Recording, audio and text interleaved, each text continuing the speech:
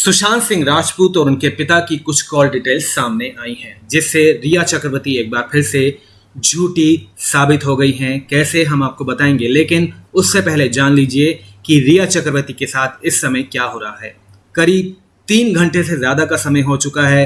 रिया चक्रवर्ती आज फिर से एनसीबी के दफ्तर पहुंची हुई हैं। आपको दिखाते हैं वो तस्वीरें जब रिया चक्रवर्ती एनसीबी के दफ्तर पहुंची थी। ये देखिए, अपनी गाड़ी से उतरती हुई रिया चक्रवर्ती, पिंक कलर का हुड पहना हुआ है उन्होंने, और पुलिस की बैरिकेडिंग के बीच रिया चक्रवर्ती आज बड़े आराम से एनसीबी के दफ्तर में दाखिल हुई। तमाम सिक्योरिटी लगाई गई उनके लिए। कल बहुत धक्का मुक्की हुई थी रिया चक्रवर्ती को लेकर और कई सवाल उठे थे, लेकिन आज पूरी सिक्योरिटी, पूरे इंतजामों के साथ रिया चक्रवर्ती एनसीबी के दफ्तर में दाखिल हुई। आज रिया चक्रवर्ती की पूछताछ का दूसरा दिन है और बड़े कठिन सवाल उनके सामने रखे गए हैं। क्या कुछ निकल कर आया है अभी तक, क्या सवाल किए गए हैं, आज आपको बताते हैं। आज फिर दीपेश सावंत और रिया चक्रवर्ती को आमने सामने बिठाया गया।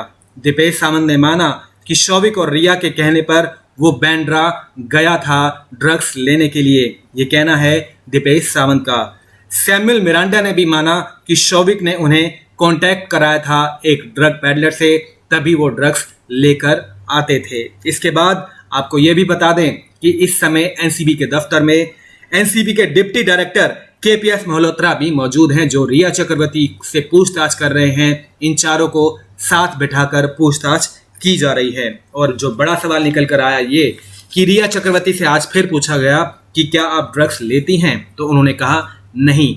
जबकि आपको याद होगा कि रिया चक्रवर्ती की साल 2017 में एक ड्रग पैडलर के साथ चैट सामने आई थी, जिसमें उन्होंने कहा था कि मैंने एमडी एक बार ली है। ये बात 2017 की है। उसके बाद ना जाने उन्होंने कितनी बार ड्रग्स ली होंगी, लेकिन आज वो फिर मुकर रही हैं कि मैंने ड्रग्स नहीं ली। और सबसे बुरी बात जो उन्होंने आज फिर से वही कहा कि ड्रग्स जो आती थी हमारे घर में वो सिर्फ सुशांत सिंह राजपूत के लिए आती थी। मैं सुशांत सिंह राजपूत के लिए ड्रग मंगवाया करती थी, यानी ड्रग मंगवाने के लिए तो वो इनकार नहीं कर रही, लेकिन ये भी नहीं कह रही कि मैं ड्रग लेती थी। वो कहती हैं सुशांत सिंह राजपूत ड्रग लिया करते थे। अब बात करते हैं सुशांत सिंह राजपूत और उनके पिता की कॉल डिटेल के बारे में। एक चैनल ने दावा किया है कि सुशांत सिंह राजपूत और उनके पिता की कॉल डिटेल सामने आई है।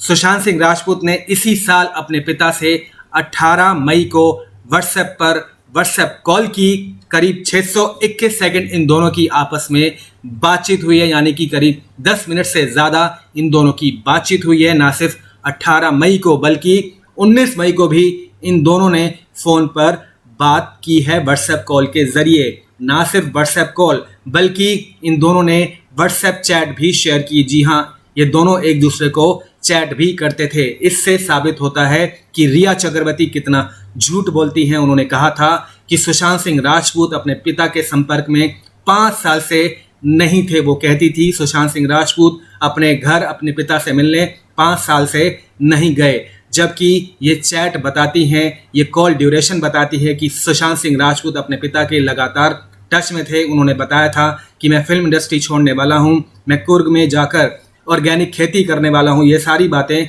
वो अपने पिता को बताया करते थे, लेकिन इन कॉल डिटेल के बाद रिया चक्रवर्ती एक बार फिर से झूठी साबित हो गई हैं। फ्रेंड्स, कब होगी रिया की गिरफ्तारी? ये माना जा रहा है कि अगले 48 घंटों के अंदर, या ये भी मुमकिन है कि आज शाम तक रिया की गिरफ्तारी हो जाए।